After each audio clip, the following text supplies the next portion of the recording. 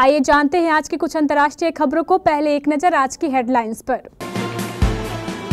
हेमंत सोरेन के शपथ ग्रहण समारोह में शामिल हुए राहुल गांधी, ममता बनर्जी और मल्लिकार्जुन खड़गे।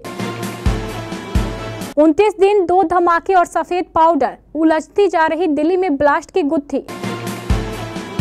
महाराष्ट्र के सीएम पर सस्पेंस बरकरार, दिल्ली में महायुति गठबंधन की बैठक। हाथ में लाल किताब और प्रियंका गांधी ने शपथ में ही दिखाए तेवर।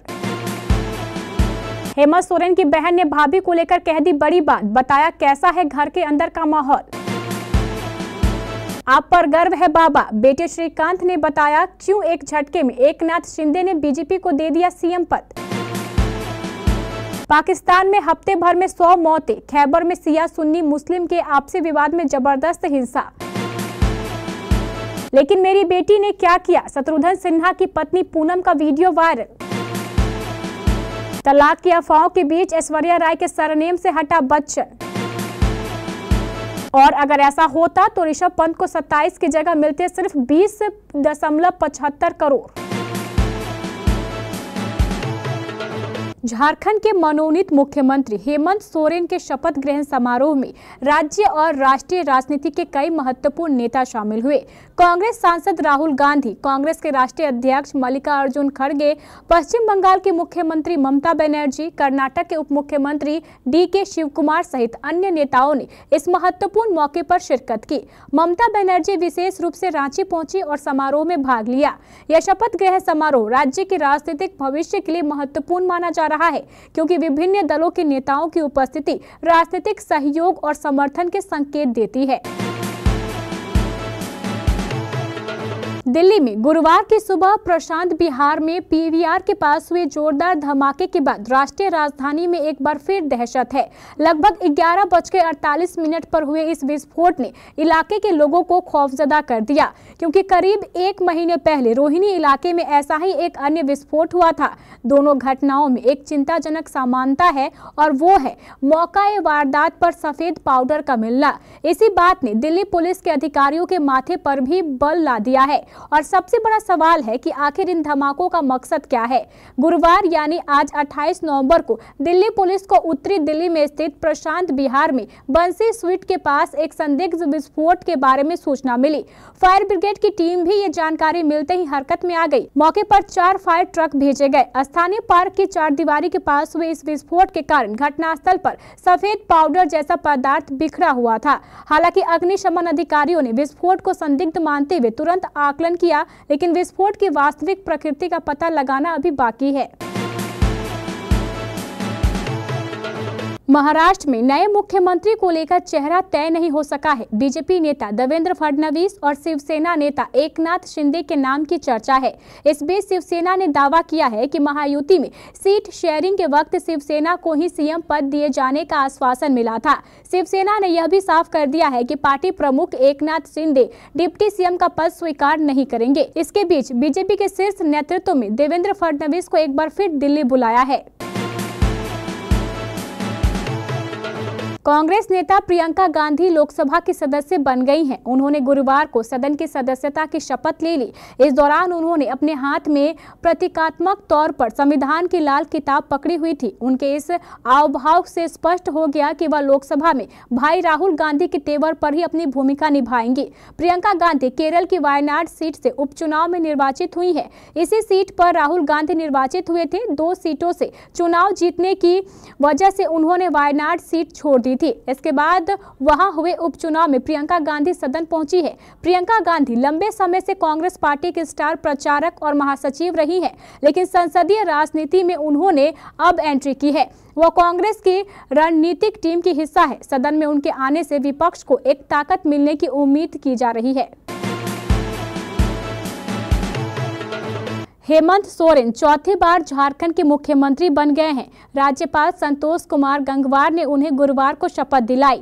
रांची के मोरहाबादी मैदान में आयोजित भव्य समारोह में राज्यपाल संतोष कुमार गंगवार ने उन्हें 4:10 पर पद एवं गोपनीयता की शपथ दिलाई। इस दौरान मंच पर इंडिया गठबंधन के दिग्गज नेताओं के अलावा हेमंत सोरेन के पिता और झामुमो के अध्यक्ष शिबू सोरेन और माता रूपी सोरेन के हेमंत सोरेन की पत्नी कल्पना सोरेन सोरेन भी मंच पर मौजूद रही।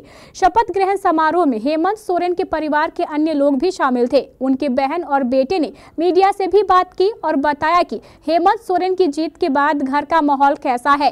हेमंत सोरेन की बहन अंजनी सोरेन ने मीडिया से बात करते हुए कहा, आज पूरा झारखंड खुश है। हमें पहले से ही उम्मीद थी कि हम पूर्ण बहुमत से जीतेंगे। इस दौरान जब उनसे पूछा गया कि आप लोगों के घर का माहौल कैसा है, तो अंजनी ने जवाब दिया, सब लोग खुश हैं।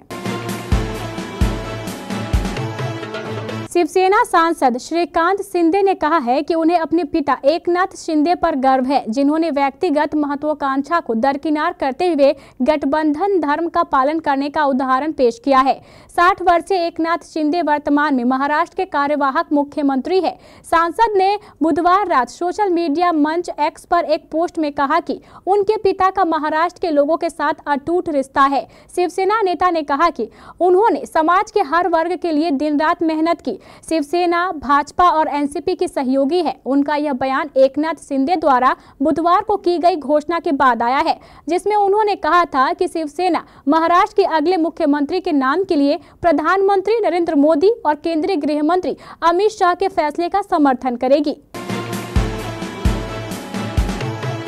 पाकिस्तान के अशांत उत्तर पश्चिम में स्थित कुरम जिले में शिया और सुन्नी कबीलों के बीच चल रहे संघर्ष के दौरान मंगलवार को कम से कम 10 लोग मारे गए और 21 अन्य घायल हो गए।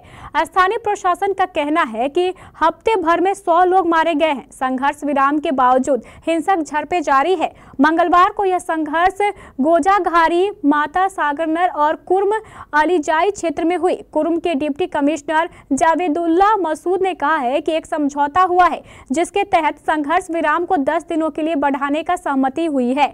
उन्होंने यह भी बताया है कि बीते हफ्ते में 100 लोग अपनी जान गंवा चुके हैं और 180 अन्य घायल हैं। सोनाक्षी सिन्हा और जहीर इकबाल की शादी को 5 महीने पूरे हो चुके हैं। शादी के 5वें महीने में सोनाक्षी को अपने पिता शत्रुघ्न सिन्हा और मां पूनम सिन्हा के साथ पहली बार साथ देखा गया। उनके साथ जहीर इकबाल भी थे। यह चारों एक साथ the great Indian Kapil show में आए थे। शो में चारों को एक साथ देखकर ऑडियंस और फैंस काफी खुश हुए। सिन्हा फैमिली और उनके दामाद ने काफी एंजॉय किया। सबने शादी से जुड़े अपने अपने अनुभव भी सबके सामने शेयर किए। लेकिन पूनम की एक बात लोगों को अखर गई। पूनम सिन्हा ने बातों ही बातों में बेटी सोनाक्षी सिन्हा पर तंज कसा। सोनाक्षी और जहीर इकबाल समेत मंच पर मौजूद सभी लोगों ने भले ही इसे हल्के में लिया हो, लेकिन ऑडियंस ने उन्हें पकड़ लिया और अब उन्हें ट्रोल कर रहे हैं, कमेंट कर रहे हैं। रेडियो पर वह क्लिप भी वायरल हो रही है, जिसमें वह कहती नजर आ रही है, सोनाक्षी माँ बाप से ज्यादा जहीर से प्यार करती हैं। ऐश्वर्या राय बच्चन हाल ही में दुबई में ग्लोबल वुमेन्स फोरम इवेंट में शामिल हुई, जहां उन्होंने महिला सशक्तिकरण पर बात की। इवेंट के ऑफिशियल इंस्टाग्राम पेज पर ऐश्वर्या राय पर्सनालिटियों की सराहना करते हुए एक वीडियो शेयर किया गया है, जिसमें उन्होंने कई क्षेत्रों में महिलाओं के काम और प्रयासों की सराहना की। जब ऐश्वर्या स्टेज पर आई तो बैकग्राउंड में एक बड़ी स्क्रीन पर उनका नाम और profession Aishwarya Rai international star दिखाया गया। तलाक की अफवाहों के बीच सरनेम से बच्चन हटाने पर लोग हैरान हैं। ऐश्वर्या राय के इंट्रोडक्शन से बच्चन सरनेम को हटाने के कारण सोशल मीडिया पर एक बार फिर से तलाक की अटकलें लगने लगी। अब लोगों का कहना है कि ऐश्वर्या संभावित तौर पर अपना वैवाहिक नाम छोड़ सकती हैं। ऋषभ पंत को आईपीएल 2025 मेगा ऑक्शन में लखनऊ सुपर जायंट्स ने खरीद लिया। पंत आईपीएल इतिहास के सबसे महंगे खिलाड़ी बन गए। उन्हें लखनऊ ने 27 करोड़ रुपए में खरीदा। लेकिन क्या आप जानते हैं कि पंत को पहले सिर्फ 20 करोड़ 75 लाख रुपए ही मिलने वाले थे। दिल्ली कैपिटल्स ने इस प्राइस पर आरटीएम लगा दिया था, लेकिन फिर लखनऊ सुपर जायंट्स ने आकर पूरा खेल पलट दिया। दरअसल ऋषभ पंत पर मेगा ऑक्शन में पहली बोली लखनऊ ने ही लगाई थी। इसके बाद रॉयल चैलेंजर्स बेंगलुरु भी इस दौर में शामिल हो गया। आरसीबी ने आखिरी बोली 11 करोड़ रुपए लगाए। इसके बाद लखनऊ और सनराइजर्स हैदराबाद के बीच मुकाबला शुरू हो गया। हैदराबाद ने आखिरी बोली 20 करोड़ 50 लाख रुपए की लगाई थी। लखनऊ ने 25 लाख और दाम बढ़ाया और 20 करोड़ 75 लाख रुपए की बोली लगाई। यही से खेल पलट गया।